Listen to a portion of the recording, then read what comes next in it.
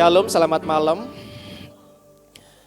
Malam ini itu agak challenging buat saya, nggak seperti biasanya. Bukan karena apa, sejak kemarin malam itu nggak tahu ya, kami sekeluarga di rumah itu kok ngalami diare bareng-bareng gitu ya. Giliran dari sejak kemarin tengah malam itu wah, kebangun, terus harus ke kamar mandi berulang kali. Sampai hari ini kok nggak beres-beres gitu ya. Saya sampai sempat terpikir, apa saya telepon Ko Heri ya, Ko gantiin dong Ko gitu. Tapi saya ingat juga beberapa waktu yang lalu saya pernah seperti itu juga, malah dapat penguatan dari Ko Heri. Kenapa?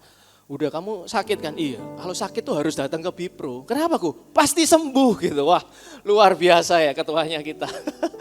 Oke, malam hari ini tema yang diberikan adalah following his sacrifice. Tolong bisa dibantu, saya siapkan materi untuk teman-teman multimedia bisa ditayangin. Jadi tema following his sacrifice ini itu sangat erat kaitannya dengan pengertiannya kita tidak hanya terima keselamatan dari Tuhan Yesus Kristus.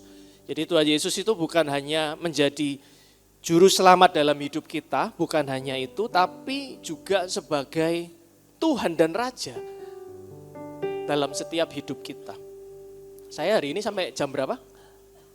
19? Nggak kelihatan. Oke, 35 menit ya. Jadi tema ini adalah dasar dari iman percayanya kita. Dasar dari iman kekristenannya kita. Saya sejak kecil itu lahir sudah keluarga yang orang Kristen, keluarga percaya. Tapi saya baru tahu, paham kebenarannya ini, itu sekitar saya sudah umur sekitar 20 tahunan lah. Jadi bayangin saya 20 tahun hidup sebagai seorang Kristen tapi tanpa paham dengan jelas apa esensinya dari Yesus itu loh Tuhan dan Juru Selamat dalam hidupnya kita. Sering ya kita dengar itu ya, bahkan kita sering kali mengucapkannya. Nah dulu saya dari remaja, pemuda, saya pelayanan di Betani sini juga. Saya ikut remaja di sini, saya ikut pemuda. Ada trainingnya tentang hal ini, tapi ya begitulah ya. Kadang orang ikut training itu ya cuman sekedar lewat tanpa memahami. Demikian juga waktu itu saya.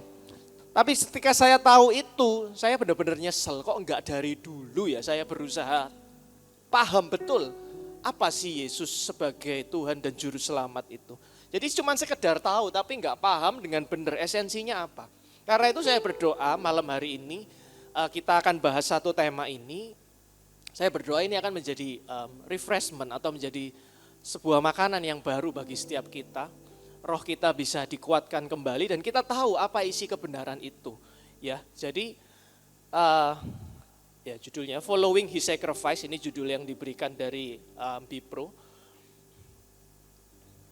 Saya mulai dari satu ayat ini, 2 Korintus 5 ayat 15. Saya ambil dari satu terjemahan FAYH, firman Allah yang hidup. Dikatakan di sana, ia mati bagi semua orang. Yesus.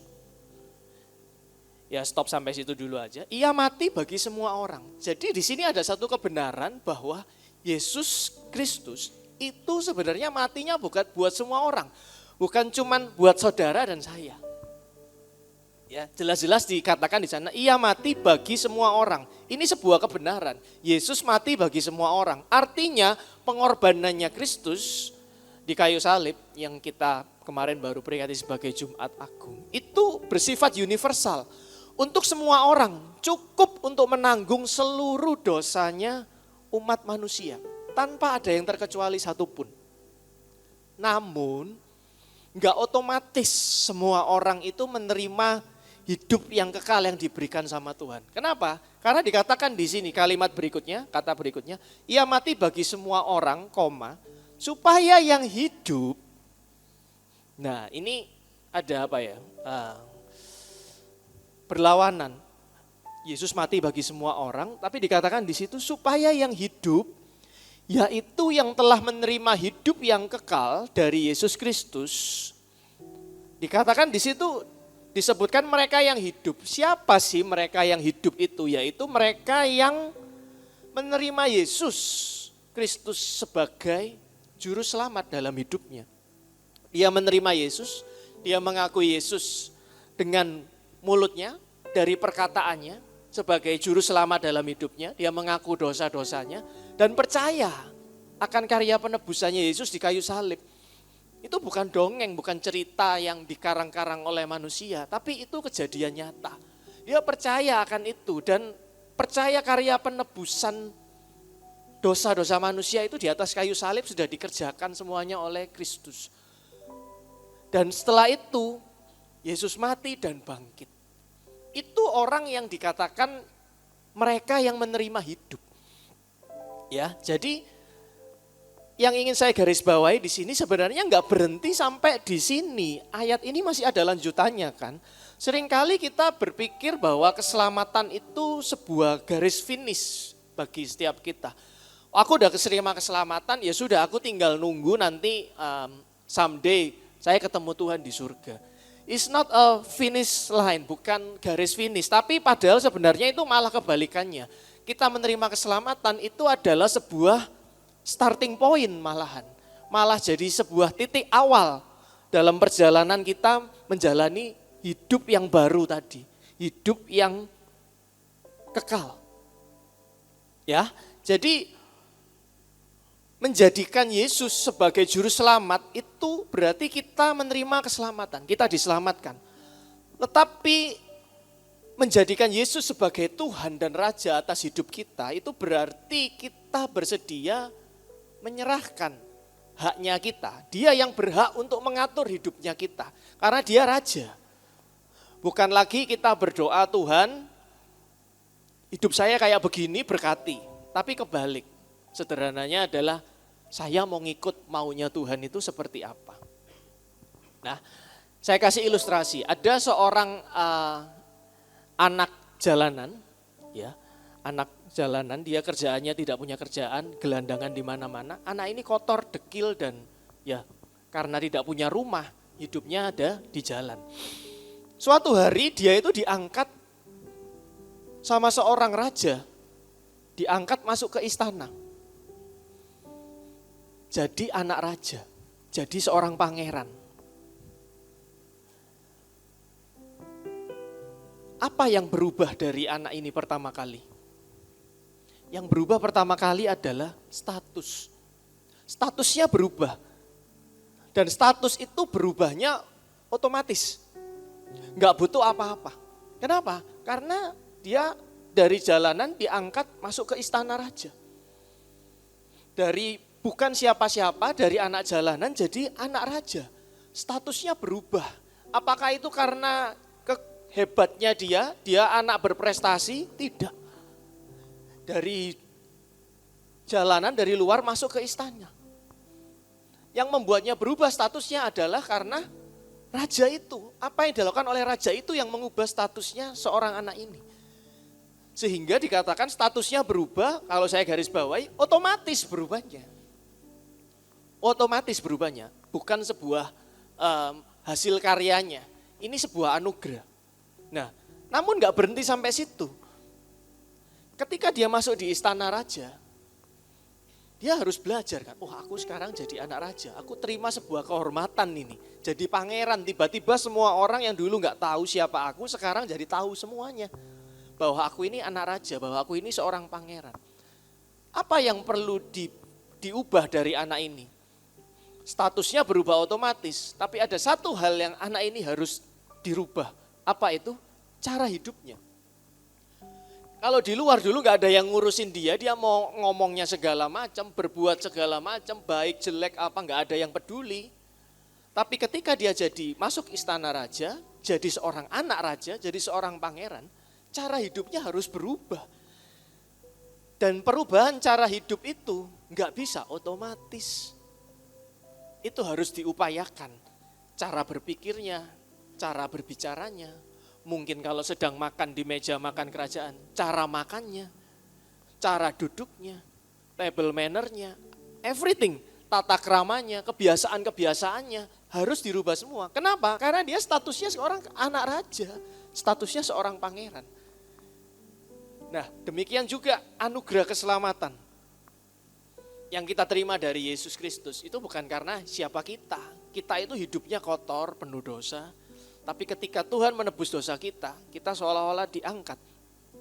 Dari kita yang nobodies, kita diangkat, diberi status yang baru, jadi anak raja. Apa yang perlu kita berubah selanjutnya? Cara hidupnya kita. Jadi kita sekarang menyandang status anak raja, kalau kita tidak merubah cara hidupnya kita, dengan cara hidup yang acak-adut seperti tadi yang perumpamaan seorang anak di jalanan tadi itu, ya enggak relate dengan siapa Tuhan kita, siapa Raja kita. Firman Tuhan yang akan mengubahkan cara hidupnya kita. Amin. Ayat ini berkata lanjutannya, supaya yang hidup tidak lagi hidup untuk diri sendiri. Apa artinya?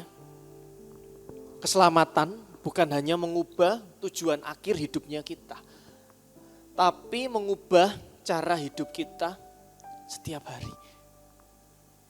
Ini yang akan kita bahas malam hari ini, teman-teman. Jadi bagaimana sih aplikasinya dalam keseharian kita yang tadi dikatakan menjadikan Yesus itu sebagai Tuhan, sebagai Raja. Dalam hidupnya kita sehari-hari itu harus kayak apa sih gitu.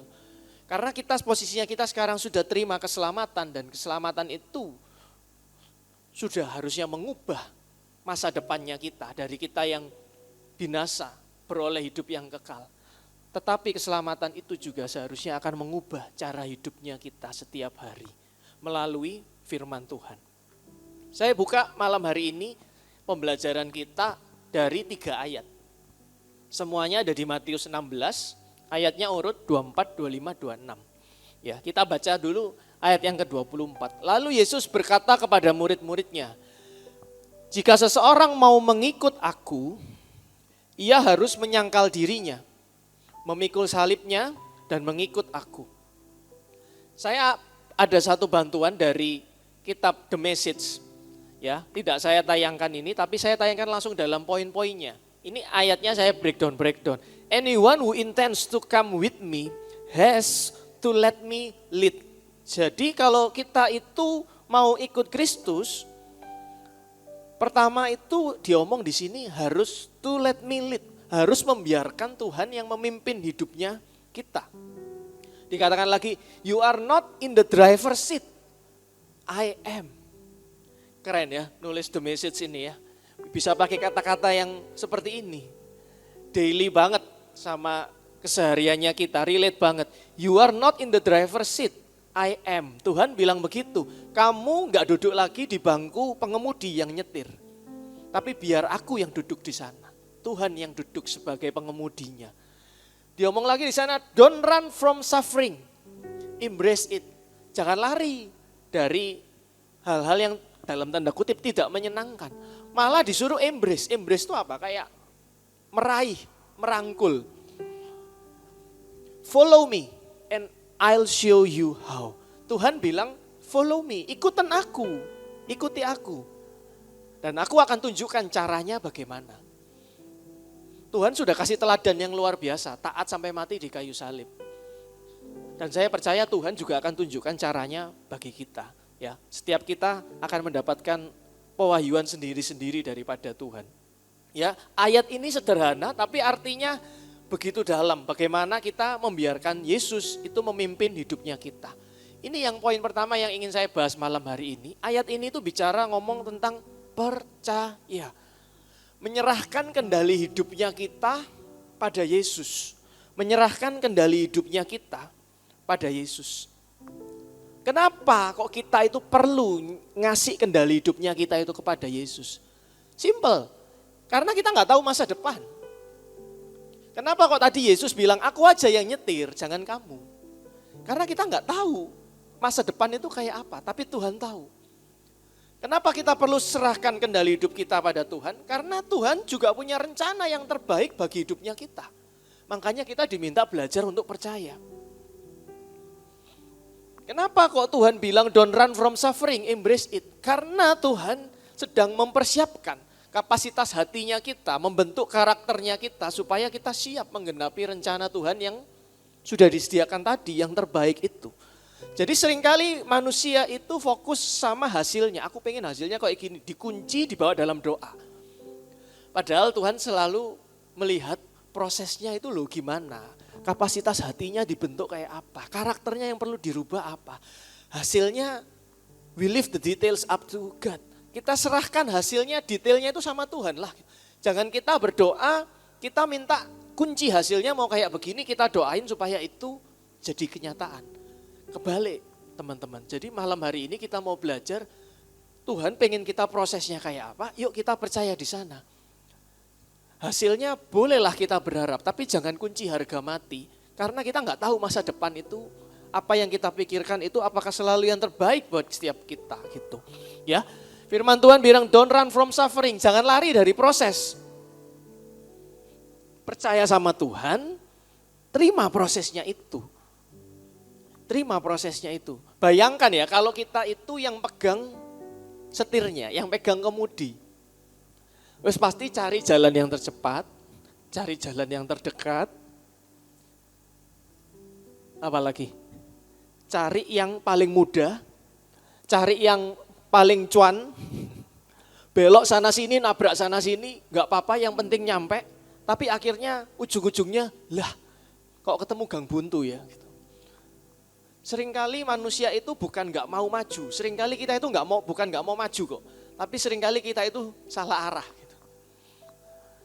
Kemarin Lebaran baca berita, macetnya amit-amit Jawa Tengah, kemudian ada berita di detik.com ya, ada banyak mobil akhirnya ketemu jalan buntu karena ngikutin Google Maps, masuk sawah segala macam, akhirnya stuck buntu gitu. Bahkan ada yang masuk ke sungai atau mana kalau nggak salah itu. Ya, seringkali manusia itu mencari kemana-mana arahnya. Nggak ada yang salah, cuman kita sebagai orang percaya, kita tahu kebenaran ini. Kita kasih yuk, jurumudinya kita kasih ke Tuhan. Jadi mulai hari ini, segala sesuatu yang terjadi dalam hidupnya kita, terutama yang kita pandang itu nggak baik, nggak sesuai dengan planningnya kita, yuk kita sama-sama belajar untuk percaya pada Tuhan. Percaya Tuhan itu pasti pegang kendali. Aduh kok aku punya keluarga kayak begini ya, orang tuaku kok nuntut terus gitu. Jangan benci prosesnya, cari tahu apa yang ingin Tuhan rubah. Gegeran terus ya kok sama suami istri kok nggak akur terus ya gitu. Jangan benci prosesnya. Percaya sama Tuhan. Kalau Tuhan izinkan itu terjadi, pasti ada yang mau dirubah gitu loh. Mungkin beberapa di antara kita ada yang bergumul sama sakit penyakit. Tadi ketika Nelvin mimpin worship leader di sini, ada satu impartasi yang lompat keluar dari mulutnya Nelvin sebagai seorang worship leader. Apapun yang saudara sekarang pergumulan sedang hadapin, percaya Tuhan pasti sedang bekerja di sana. Saya menangkap itu dan yes, ini benar. Ini benar, ini pewahyuan yang luar biasa dari Tuhan. Apapun teman-teman, ketika itu seolah-olah hal yang negatif, percayalah Tuhan itu pasti pegang kendali. Gak mungkin ada kebetulan di dunia ini, saya gak percaya dengan kebetulan. Karena kenapa? Tuhan sudah punya master plan-nya semua. Inilah sikap hati yang harus kita punya, percaya. Menyerahkan kendali hidup kita kepada Yesus. Ayat yang kedua, Matius 16 ayat 25. Saya gerak lagi ya. Karena siapa yang mau menyelamatkan nyawanya, ia akan kehilangan nyawanya. Tetapi siapa yang kehilangan nyawanya karena aku, ia akan memperolehnya. Apa maksudnya ayat ini? Yesus ini sedang berbicara tentang satu hal yang sangat mendasar. Ya, kalau kita lihat di sini ada istilahnya menyelamatkan nyawanya. Menyelamatkan nyawanya itu berarti bukan benar-benar ngomong selamat ini ya, selamat nyawa-nyawa kita, nyawa sungguhan ya. Tetapi mempertahankan kendali, mempertahankan kehendaknya kita. Kayak tadi loh, hasil itu yang kita kunci mati dan kita bawa ke dalam doa, minta persetujuan dari Tuhan. Memaksakan hasil. Dikatakan kalau orang yang menyelamatkan nyawanya, nanti malah kehilangan. Sering alami enggak? Dulu saya sering mengalami. Karena saya orang yang detail, saya itu sampai kalau berdoa itu istilah kalau mau merencanakan sesuatu sampai detail, sampai saya kunci harus kayak begini. Kalau nggak tepat itu gak enak kabeh gitu istilahnya ya. Tapi ketika saya belajar, saya berubah. Kehilangan nyawanya karena aku, tetapi siapa yang kehilangan nyawanya karena aku? Malahan kok ia akan memperolehnya ya gitu. Artinya apa kehilangan nyawa karena aku? Menyerahkan hak pribadi kita kepada Tuhan. Artinya apa sih dari Matius 16:25 itu? Kita diminta belajar untuk taat, menyerahkan hak. Karena di saat kita menyerahkan hak, disitulah kita akan menemukan kehidupan yang Tuhan janjikan bagi setiap kita. Ya, jadi penyerahan hak itu berarti menyerahkan kehendak pribadi, menyerahkan ego, menyerahkan hak untuk mengatur hidupnya kita sendiri. Bukan kita nggak perlu planning ya, tidak. Planninglah segala sesuatu dengan baik. Tetapi yang dikatakan di sini, ini bukan masalah ngomong benar-benar kehilangan. Tapi ini ngomong masalah sebuah switching atau masalah sebuah pertukaran. Apa yang ditukar? Hidup lamanya kita tadi. Hidup lama itu sudah ditukar dengan hidup baru yang dipimpin oleh kebenaran firman. Kita itu diciptakan Tuhan, didesain, kita punya kehendak bebas. Betul? Kita punya free will. Ketika kita taat sama Tuhan, ketika kita menyerahkan hak kepada Tuhan, bukan free will-nya kita dicabut loh ya. Bukan kita nggak boleh punya kehendak loh ya. Tapi dikatakan siapa yang kehilangan nyawanya karena aku, ia akan memperolehnya. Free will kita tidak dihilangkan, tapi diselaraskan dengan kebenaran firman. Yesus pernah mengajar di kitab Yohanes 12 ayat 24, dikatakan di sana, aku berkata kepadamu, sesungguhnya jikalau biji gandum tidak jatuh ke dalam tanah dan mati, ia tetap satu biji. Tetapi jika ia mati, ia akan menghasilkan banyak buah. Tuhan jelas-jelas ngajar, benih itu harus jatuh, harus mati, supaya bisa menghasilkan buah. Benih kalau disimpan akan tetap utuh. Enggak rusak sih, enggak pecah sih, tetap utuh, tetap bagus, tapi enggak pernah berbuah. Namun kalau benih itu jatuh ke tanah, mati, pecah, benih ini malah akan menghasilkan banyak buah. Jadi logika manusia itu mati sama dengan kehilangan.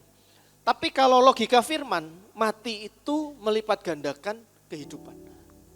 Yang dimaksud mati di gini tuh gimana sih? Ya ini, kalau kita itu pertahankan egonya kita, pertahankan kenyamanan kita, pertahankan kehendak kita sendiri, apa-apa sekarapnya kita, nggak mau nuruti sama firman, kita akan tetap jadi benih yang utuh, nggak akan bisa pernah bertumbuh. Tapi saat kita menyerahkan, saat kita mau nurut sama firman Tuhan, belajar taat sama firman, hidup kita akan mulai berubah, hidup kita akan mulai bertumbuh. Hidup kita akan mulai berbuah. Apa yang kita genggam, gini ya, genggam erat, kita pertahankan terus menerus. Keluarga, karir, pelayanan, apapun itu, finansial, suatu saat itu akan hilang. Kenapa? Karena kita itu terbatas. Tapi apa yang kita serahkan kepada Tuhan, Dia akan kembangkan dan Dia akan lipat gandakan. Sekali lagi kata kuncinya, jangan kunci ke hasilnya Bapak Ibu, teman-teman, jangan kunci ke hasilnya. Kita menyerahkan. Saya percaya ketika kita buka hati malam hari ini, Tuhan akan mulai ingatkan, Roh Kudus akan mulai ingatkan kepada kita. Apa yang harus kita serahkan kepada Tuhan. Hal-hal apa di mana yang kita masih belum taat sepenuhnya, kita tahu kok sebenarnya itu, tapi kita masih berat untuk gerak ke sana. Nah, malam hari ini kalau sekali lagi firman Tuhan Dia mengetuk hatimu, ayo jangan dikeraskan hatinya, tapi belajar untuk menyerahkan hak, menyerahkan hidup kita. Karena taat itu adalah wujud nyata dari penyerahan hak. Teman-teman, ada satu tanda yang tanda bahwa kita belajar menyerahkan hak kepada Tuhan. Ada salah satu tanda, ada satu ciri-ciri. Apa itu? Yaitu ketika kita mengalami segala sesuatu dalam hidupnya kita, terutama hal yang gak baik, kita mulai berhenti mempertanyakan, kenapa ya Tuhan? Awalnya itu pasti hati itu merasa gak terima banget gitu. Kita terus bertanya, kenapa Tuhan, kenapa begini, kenapa begitu, enggak adil seperti ini. Aku sudah melakukan ini tapi apa, hasilnya sekarang apa. Terus mempertanyakan terus. Ketika hatimu terus mencari itu, mempertanyakan itu terus, engkau masih pengen pegang kemudi. Tapi malam hari ini yuk dilepas kemudinya. Percaya segala sesuatu yang terjadi pasti itu ada dalam kendalinya Tuhan. Belajar menyerahkan hak, diganti, berhentilah mempertanyakan, dan dirubah ke mempercayakan. Hatimu akan terima damai sejahtera ilahi dan berdoa minta mata rohani kita dibukakan. Apa yang sebenarnya Tuhan ingin kerjakan dalam hidupnya kita. Saya tahu ini benar-benar gak gampang. Gak gampang. Seringkali hidupnya kita, hatinya kita itu kelihatannya adem ayem di luar. Tapi di dalam tuh berteriak, minta keadilan dari Tuhan. Apapun yang sedang kita alami itu. Ya, jadi iman itu berarti bersedia melepaskan haknya kita tadi. Dan kita mulai belajar percaya, ya wis lah aku mau nurut sama Tuhan, taat pada Tuhan sepenuhnya. Hal yang ketiga yang terakhir teman-teman, Matius 16 ayat 26. Apa gunanya seorang memperoleh seluruh dunia tetapi kehilangan nyawanya? Ngomong nyawa lagi ya. Apakah yang dapat diberikannya sebagai ganti nyawanya? Apa yang Tuhan pengen ajarin di sini? Ojo ambisius, jangan ambisi, tapi punya tujuan, hiduplah dengan visi. Apa yang membedakan visi ilahi dengan ambisi pribadi? Apa yang membedakan? Saya kurang lebih 3 minggu menggeluti 3 ayat ini. Tiap hari bacanya ini, direnungkan terus gitu ya. Apa yang membedakan visi ilahi dan ambisi pribadi? Yang pertama itu yang membedakan adalah motivasinya kita. Tujuan akhirnya kita dalam mengerjakan sesuatu. Apa yang kamu kerjakan itu bisa sama. 2 orang bisa sama melakukan hal yang sama.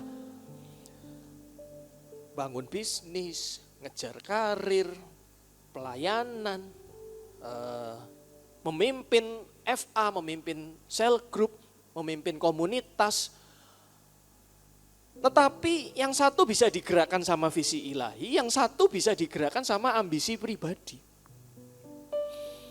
Kerja, karir tinggi, duit banyak, dihargai sana sini, terkenal, banyak dimintain pendapat. Pertanyaannya, motivasinya buat apa? Tujuan akhirnya apa?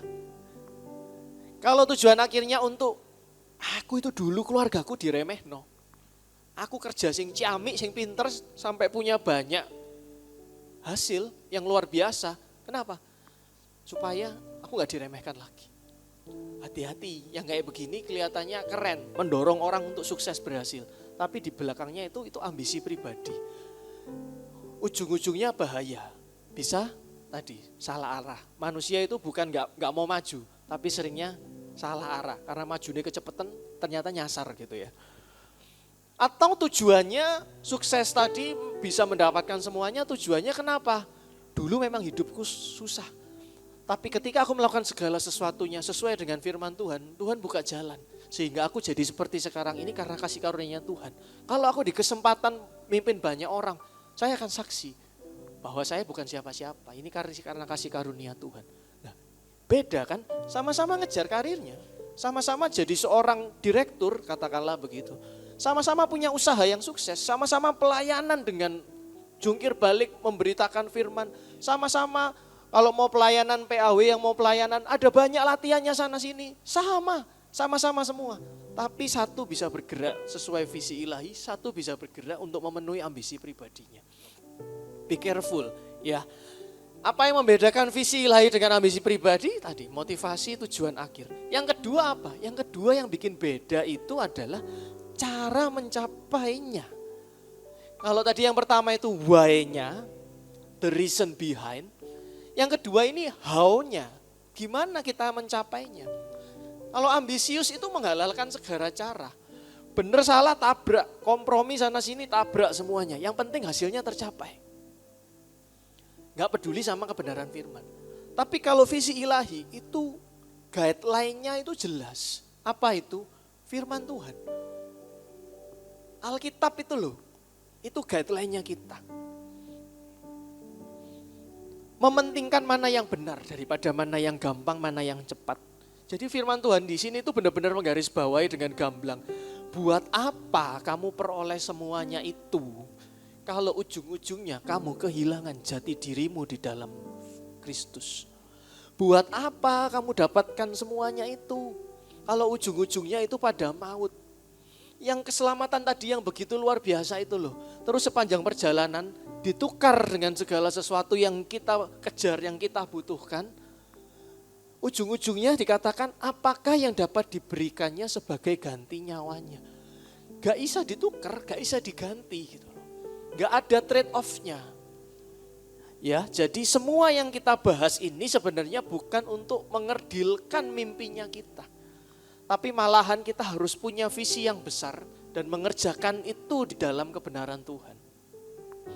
Apapun kerjaannya kita, apapun yang sedang kita usahakan sekarang, keluarga di mana Tuhan percayakan, pelayanan Tuhan yang percayakan pada setiap kita, yuk kita mulai bawa itu benar-benar di dalam Tuhan. Supaya menjadi sebuah visi ilahi yang Tuhan tempatkan. Supaya menjadi berkat buat setiap orang. Saya ingat saya pernah ngomong tentang pelayanan ya. Suatu hari itu saya pernah diminta untuk sharing di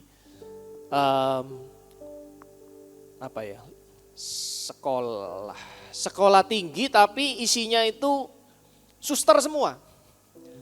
Jadi satu sekolahan atau satu kampus itu isinya cewek semua, suster semua gitu. Sharing di sana, satu ruangan gini, rame, bayangin satu ruangan isinya ratusan orang, cewek semua. Waduh, coba bayangin satu cewek, jatah kata-katanya berapa satu hari dikumpulin jadi satu ruangan. Rame banget gitu ya, rame banget gitu. Setelah itu, beberapa waktu setelahnya, waktu saya pelayanan di sini juga, pelayanan di sini, bilang, kok kenapa? Hari minggu depan, itu ada training pelayan Tuhan baru itu. Tapi ini kelasnya kelas susulan kok. Oh ya? Iya, kelas susulan. Nah kebetulan minggu depan itu semua trainernya pada gak bisa ngajar kelas susulan itu. Minta tolong kok Yonata bisa ngajar gak gitu. Oh ya sudah gak apa-apa gitu. Kapan? Hari Minggu, jam 10 pagi. Di mana? Di sini, di tengah, di Manyar sini. Ini saya belum di Bipro ya, waktu itu masih di Pemuda kalau gak salah. Di sana. Terus oke. Yang datang siapa? Biar saya tahu, saya kan nggak kenal sama orang-orang. Nanti nggak ada panitianya ya kok ya, Nata langsung di sana nanti ketemu sama anaknya. Pokoknya janjian di ruangan itu kita sudah kabarin. Oke gitu. By the way kok yang datang training itu yang susulan besok itu kelas terakhir cuma 2 orang ya kok. Oh gitu, iya nggak apa-apa. Oke 2 orang, privat nih 2 orang. Hari H datang sana, yang satu izin nggak datang. Jadi cuma 1 orang yang datang. Saudara bayangin nge-training 1 orang face to face kayak begini. Dibandingkan dengan minggu lalunya ngobrol di depannya ratusan orang yang rame amit-amit gitu ya. Terus ngajar 1 orang yang 1 orang doang face to face seperti ini gitu. Saudara ini perang hati. Beberapa hari sebelumnya ketika saya mempersiapkan training itu sempat kepikir ya ampun ngapain sih saya siapin sampai detail segala macam kayak begini. Orangnya loh 2 gitu loh. Hari H datang 1 malahan kayak begitu. Teman Tuhan ngajarin 1. Kamu itu kan pelayanan. Enggak ngurus yang mau datang itu 1 orang atau setengah orangnya yang datang begitu. Enggak ngurus. Kenapa? Kamu itu melayani Tuhan, kamu itu melayani aku gitu. Makanya tadi saya bilang ketika saya 20 tahun saya enggak tahu kebenaran yang benar-benar membebaskan kita. Percaya sama Tuhan, taat sama Tuhan. Segala sesuatu harus punya tujuan, visinya jelas dengan Tuhan. Ketika saya tahu ini sangat membebaskan sekali dan apa yang saya kerjakan berubah. Cara pandang kita berubah. Bagaimana kita mencapai sesuatu itu berubah semua caranya. Dan itu memberikan benar-benar pertumbuhan. Saya merasakan banget pertumbuhan kerohanian yang Tuhan izinkan terjadi dalam hidup saya secara luar biasa. Gampang kok. Kalau nggak ada orang yang lihat kamu melakukan itu, kamu tetap lakukan apa enggak? Diisi sendiri. Contoh, kalau nggak ada orang yang ngelihat kamu bermain musik, latihan di kamar sendiri, tapi kamu mau pelayanan, kamu mau latihan, kamu lakukan nggak? Contoh lagi, kalau kamu menggembalakan orang, nggak ada yang tahu, nggak ada yang lihat, nggak ada yang kasih kamu standing ovation. Kamu tiap hari nge-follow up orang yang sedang bermasalah, jadi teman cerita yang baik. Nggak ada yang kasih applause standing ovation buat kamu. Kamu tetap mau lakukan nggak? That's hidup dengan visi, bukan ambisi. Amin. Jadi 3 poin hari ini bukan teori, ini bukan pilihan hidup. Siapa yang pegang kendali dalam hidupnya kita? Apa yang masih kita pertahankan? Kita sedang kejar ambisi atau kita sudah hidup dalam visi ilahinya Tuhan? Mari saya undang saudara bangkit berdiri.